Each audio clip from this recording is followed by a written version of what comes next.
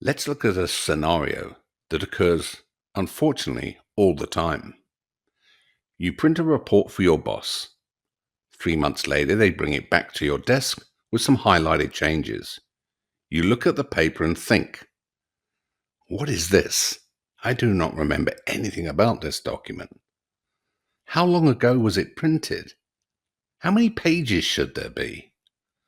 What was the document named?